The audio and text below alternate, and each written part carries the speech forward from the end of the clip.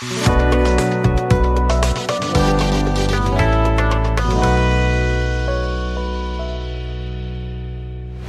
नमस्कार दोस्तों मेरा नाम है कुलदीप। दोस्तों बहुत बहुत स्वागत है आपका हमारे YouTube channel Shri Radhe CSC official में। दोस्तों कैसे हैं आप सभी? उम्मीद है सभी अच्छे होंगे। दोस्तों जैसे कि मैं आपको काफ़ी सारी पिछली क्लासेस में टेली प्राइम की क्लासेस, बेसिक कंप्यूटर कोर्स की classes completely basic to advance सिखा चुका हूँ और आज की इस वीडियो में दोस्तों हम सीखने वाले हैं इंटरनेट। दोस्तों ये हमारा काफ़ी ज़्यादा इंपॉर्टेंट कोर्स रहने वाला है। सारी चीज़ें हम कंप्लीट इसमें सीखने वाले हैं बेसिक टू एडवांस लेवल में। काफ़ी ज़्यादा इंटरेस्टिंग क्लासेस रहने वाली हैं।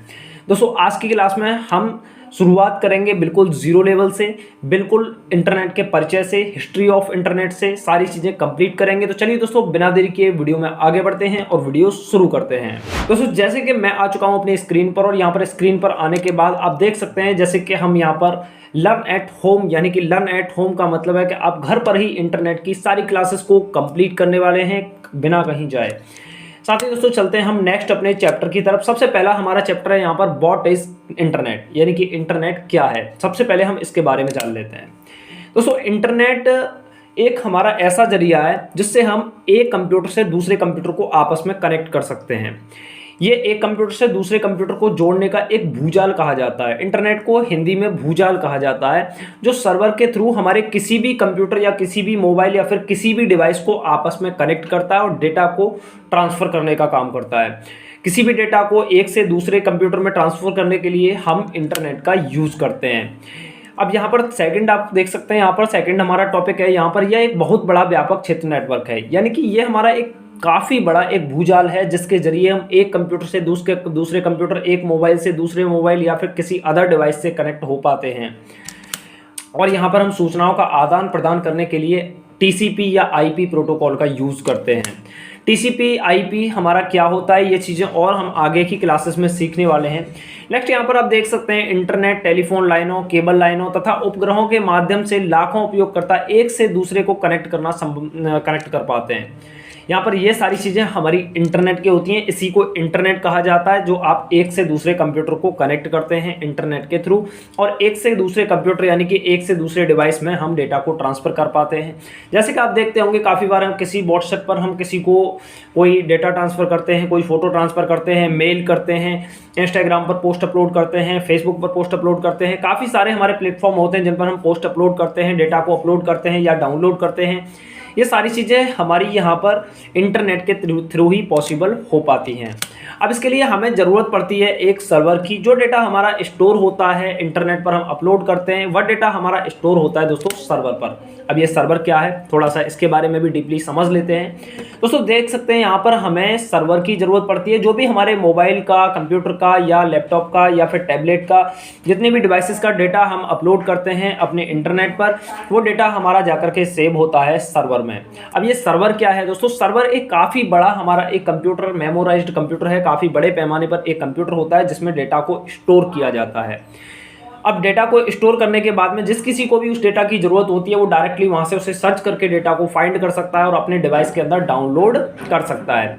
लेकिन इन सभी चीज़ों के लिए हमें ज़रूरत पड़ती है इंटरनेट यूज़ करने के लिए एक ISP, यानी कि इंटरनेट सर्विस प्रोवाइडर कंपनी की हमें ज़रूरत होती है। जैसे कि आप देख सकते हैं यहाँ पर एयरटेल, वीडियो, जियो और इसके अलावा रिलायंस, काफ़ी सारी अलग अलग कंपनियां जो हमें इंटरनेट की सेवा प्रोवाइड करती हैं। इन्हीं को ISP कहा जाता है, जिनसे हम इंटरनेट का बैलेंस लेते हैं और अपना इंटरनेट यूज़ कर पाते हैं। जितना हम यूज़ करते हैं उसी के हिसाब से जो हमारा बैलेंस है वो कम होता चला जाता है, जिसे आप MB बोलते हैं। जैसे हम अपने जो हमारा पैसे होते हैं उनसे हम उनको परचेज़ करते हैं, यानी कि हम उनको इंडियन करेंसी या फिर किसी भी करेंसी में उनको पैसे देते हैं और पैसे के बदले में हमें वो डेटा बैलेंस प्रोवाइड करती हैं, जिसको हम यूज़ करके सर्वर से डेटा को डाउनलोड कर सकते हैं, डेटा को अपलोड कर सकते हैं, एक कंप्यूटर से दूसरे कंप्यूटर में डेटा को ट्रांसफ़र कर सकते हैं। इंटरनेट से कनेक्ट होकर के हम सारी सर्विसेज का लाभ उठा सकते हैं उस डेटा बैलेंस के थ्रू। जिस तरीके से हम बैंक बैलेंस के थ्रू हम अलग अलग यूज़ करते हैं उस बैलेंस का, जो हमारा बैंक बैलेंस होता है उसका हम अलग अलग यूज़ करते हैं, उसी तरीके से हम यहाँ पर इंटरनेट की सर्विस तभी यूज़ कर पाते हैं जब हमें डेटा बैलेंस प्राप्त होता है। अब डेटा बैलेंस के लिए हमें ज़रूरत पड़ती है एक ISP की, यानी कि इंटरनेट सर्विस प्रोवाइडर कंपनी की, जैसे कि एयरटेल है, VI है, जियो है, अलग अलग ये कंपनियां हैं, ये टेलीकॉम कंपनियां हैं और इसके साथ ही हमारे लिए इंटरनेट भी प्रोवाइड करती हैं। तो इस तरीके से हम यहाँ पर इंटरनेट का यूज़ कर पाते हैं। अब थोड़ा सा हिस्ट्री की तरफ चलते हैं। सभी चीज़ों में आप जानते हैं कि हमें हिस्ट्री भी उसकी मालूम होनी चाहिए कि कब और कहाँ पर इसका आविष्कार किया गया था। तो सारी चीज़ें कंप्लीटली और अच्छे से सीख लेते हैं। दोस्तों यहाँ पर आप देख सकते हैं, यहाँ पर मैंने आपको दिखाया हुआ है ARPA। ARPA का मतलब क्या है? Advanced research projects agency. इसने इंटरनेट का सर्वप्रथम आविष्कार किया था। अब देख सकते हैं यहाँ पर सेकंड लाइन लिखी हुई है, यहाँ पर सन 1965 में एक MIT वैज्ञानिकों ने एक कंप्यूटर से दूसरे कंप्यूटर को जोड़ने का, यानी कि एक कंप्यूटर से दूसरे कंप्यूटर को कनेक्ट करने का एक तकनीक विकसित किया था, जिसे पैकेट स्विचिंग कहा जाता है। आप देख सकते हैं यहाँ पर पैकेट स्विचिंग लिखा हुआ है, जिसे पैकेट स्विचिंग कहा जाता है। इसके थ्रू हम क्या करते हैं, एक कंप्यूटर से दूसरे कंप्यूटर को कनेक्ट करते हैं और उसमें डेटा को आपस में आदान प्रदान, यानी कि डेटा को ट्रांसफर और रिसीविंग का काम होता है। इंटरनेट का आविष्कार किसी एक व्यक्ति द्वारा नहीं किया गया था, बल्कि यहाँ पर काफ़ी सारे साइंटिस्ट के द्वारा यहाँ पर इसका आविष्कार किया गया था, जिनको MIT कहा जाता है। अब MIT कहा जाता है, इसमें काफ़ी सारे वैज्ञानिक थे, जैसे आप देख सकते हैं यहाँ पर बिन सर्फ, रॉबर्ट और यहाँ पर टिम बर्नर्स-ली। ये सभी वैज्ञानिकों ने यहाँ पर आपस में मिलकर के इंटरनेट का आविष्कार किया था। इन्होंने सन 1965 में शुरुआत की थी, एक तकनीक विकसित की थी जिसे पैकेट स्विचिंग कहा जाता है, और सन 2 जनवरी 1969 को इन्होंने इसकी शुरुआत की थी। यानी कि इंटरनेट हमारा कंप्लीट बनकर के तैयार हो गया था, उसके बाद में सन 1969 में इसको लॉन्च कर दिया गया था, इसकी शुरुआत हो चुकी थी। सबसे पहले जो बड़ी बड़ी कंपनियां थी वही यूज़ करती थी, आम आदमी यहाँ पर यूज़ नहीं कर पाता था क्योंकि उनके लिए वो सर्विस अवेलेबल नहीं थी। लेकिन धीरे धीरे ये इतना आम हो गया कि अभी हम और आप सभी लोग इंटरनेट को यूज़ कर रहे हैं। अभी हम क्लासेस कर रहे हैं तो भी इंटरनेट पर कर रहे हैं।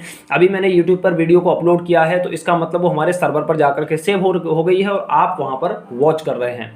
तो इसी को हम सर्वर कहते हैं। जो डेटा हम अपलोड करते हैं और जो सेव होता है, यानी कि जो डेटा हम अपलोड करते हैं इसका मतलब वो कहीं ना कहीं जाकर के तो सेव होता होगा। जहाँ पर वो सेव होता है उसी को सर्वर कहा जाता है।